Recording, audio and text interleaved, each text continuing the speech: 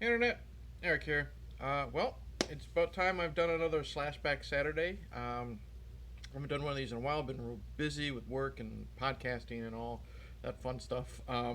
What it is, if you guys are new to the channel, because I've gotten quite a few new subs since the last time I've done one of these, welcome.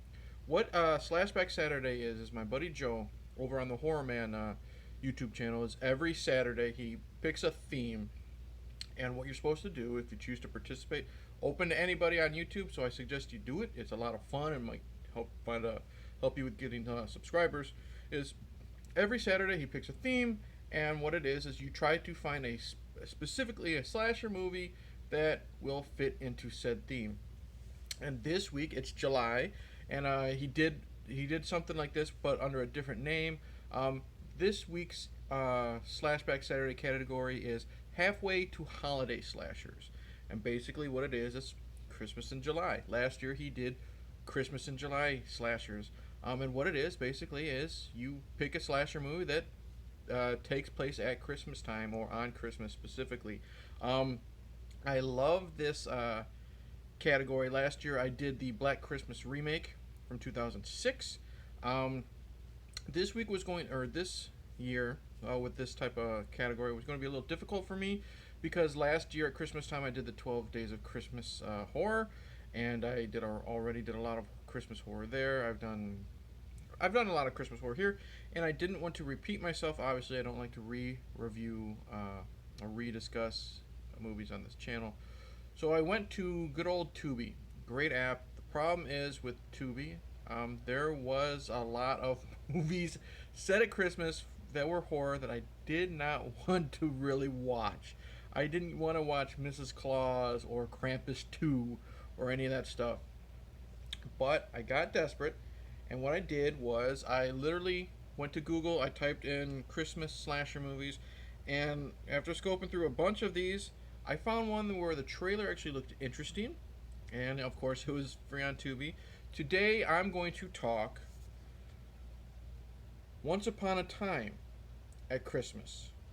Now, if you're new to my channel, welcome. I discuss plot spoilers, specific scenes, what have you. This came out in 2017, so it's fairly new. The basic plot of this is small town is two serial killers, one dressed as Santa Claus, one dressed as Mrs. Claus, is if she was mixed with Harley Quinn, are terrorizing a small town and killing people, and the cops are trying to find the connection between the killers and why they're doing what they're doing. Thought it could be fun, and you know what? It ended up being a hell of a lot of fun. I really, really enjoyed this film. First off, let's get the acting out of the way. The main characters, the teens, the main girl, and I don't know actors' names, but you know, you'll have to deal with it. Main girl, decent, other than a couple parts where she really sucks. She's likable, so that's always a plus, because when you're watching a slasher film, in my opinion, you want to at least like the main person that you have to follow the whole time. Her friends really suck. I don't really like any of them. There's two boyfriends. Not that she has two boyfriends, but two boyfriends of one of hers and one of another friend.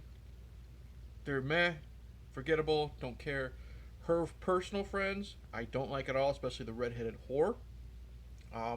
Annoying, stupid. You wish they would die. However, I will say this: they're not like offensively annoying, like from like the Friday the 13th remake, but they're annoying enough where you're glad when they're not on screen and you're happy when they die. The sheriff in this is really good. I like him. He's not a dumb cop. You know, if you're not new to my channel, you know one of my pet peeves in horror movies are dumb cops. He wants to get these people caught. He's not stupid. He does have the stereotype of, you know, the cop with the bottle of whiskey in his drawer, but still really good, really likable. I like his assistant or deputy, whatever you want to call him. So they're good. And now we're gonna get to the main people. I already showed you the picture. I'm not gonna unlock it right now. Santa and Mrs. Claus. First off, Santa is fantastic.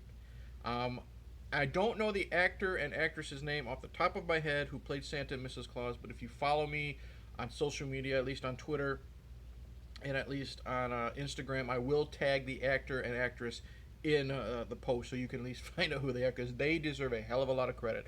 The actor who plays Santa, first off, when we see him, he's menacing. Um, I love the look of him. He just got scraggly beard. He's blind in one eye. He's burnt on his face, and he's walking around with an axe and wearing a Santa Claus suit. And he's very vicious, very scary looking. And then at the end, when we find out his backstory and he gets to talk, the actor makes you like him even more dangerous. He's charismatic. You believe him. He's not like he's psychotic, but he's not like over the top crazy. And I like him. I liked him a lot. And then Mrs. Claus, again, basically it's like Mrs. Claus mixed with Harley Quinn. I really enjoyed her. I mean, she even carries around a baseball bat, but she's fun. She's wicked. She's cool. She doesn't just use a baseball bat. She also uses a crossbow. There is a scene where she's handcuffed in the jail cell, and she's handcuffed behind her back, and she literally moves her arms all the way around, pops her shoulders out to put her hands in front. That's really cool. She's nice to look at. She's a lot of fun. She's vicious as hell. She's a great chemistry with Santa. They are to go back to Harley Quinn. They are a good Joker Harley mix, minus the violence and abuse that Joker puts on her. I really liked it. The gore, it's not really overly excessive. It's basically beatings and axe hits, and a couple people are impaled with arrows because I said Mrs. Claus uses a um, crossbow, and but it's pretty decent. There are some CGI axe wounds, which kind of wincing, but there's some really cool. The way a lot of it's cut, you don't really notice it. There's like one scene where a man is axed in the chest, and the CGI is really noticeable. But lots of times we find the bodies already murdered. That looks good. Like we get a really cool neck slit. I like when I think they're at a police station, and we see the dead cops already at their desk. That's really cool. We I love the scene where they're killing strippers and they're killing strippers and they're killing the patrons at the strip club. That's really fun. But my favorite is when we're at a bar, and a lot of the main girl's friends are they're in the bathroom getting ready to go find some random dudes to get laid with, and Santa and Mrs. Claus go nuts in there, and that is a brutal scene. I absolutely loved it. It was like fist pumping cool. I really liked that.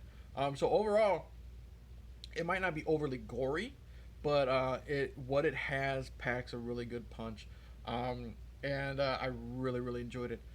One thing I really liked in this is we're trying to find out, or the cops are trying to find out where Santa and Mrs. Claus will strike next, and their connection to the main girl.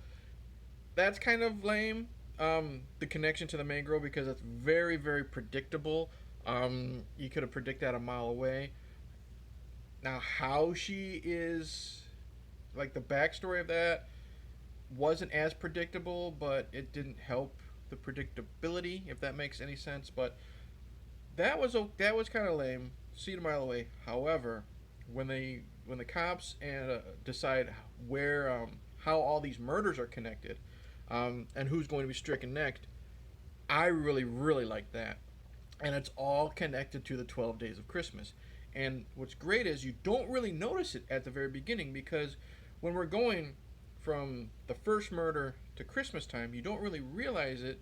At least I didn't. From the first date, 12 days before Christmas Day, we have 12 different incidents, and just the way that they explain it, how this murder is connected to that day, this murder is connected to that day, and so on and so on.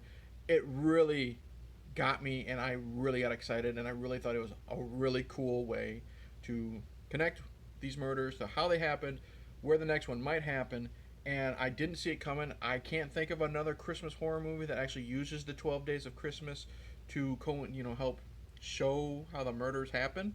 So that was really cool. Um, the ending, I love the ending. The final confrontation between Santa and the final girl, I guess you would call her, and when the cops show up, was really cool, really intense. You didn't know what was going to happen. Like at the end, Santa's got the final girl, and she's holding a live grenade, and he's making her choose between who's going to die. You know that whole trope. You know, your friend or your mom, and a decision is made, and cops show up, and stuff happens, and I didn't see that coming. Really intense, really cool.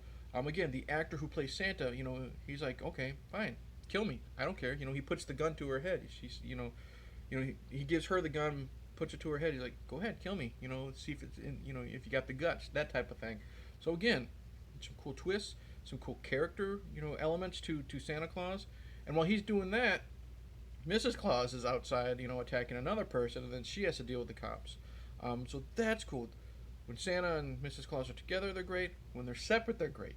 So I really like this actor and actress, and I like how this movie starts. It starts at the end, and then we get the main plot or story, however, and then it comes back to that scene at the end, and then more happens. So I will say this: I highly, let me get this, highly, oh shit, come on, highly recommend Once Upon a Time at Christmas. Loved the actor who played Santa. Loved the actress who played Mrs. Claus. A lot of the kills were brutal, even though there was some CGI blood in one of them. Just the way it's cut is great.